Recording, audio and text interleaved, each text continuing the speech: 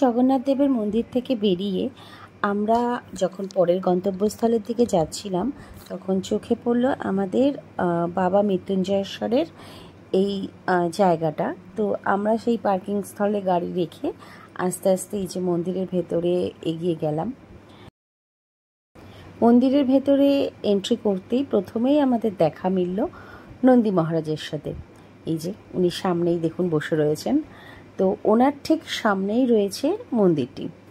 তো এখানে ঢুকে আমরা যেটা জানতে পারলাম সেটা হচ্ছে এখানে নন্দী মহারাজের কানে যদি কিছু বলা হয় সেটা নন্দী মহারাজ স্বয়ং দেবাদিদেবের কাছে পৌঁছে দেন।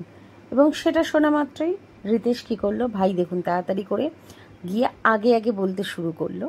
তো যাই হোক, এইভাবে আমরা এখানেও পুজো কমপ্লিট করলাম।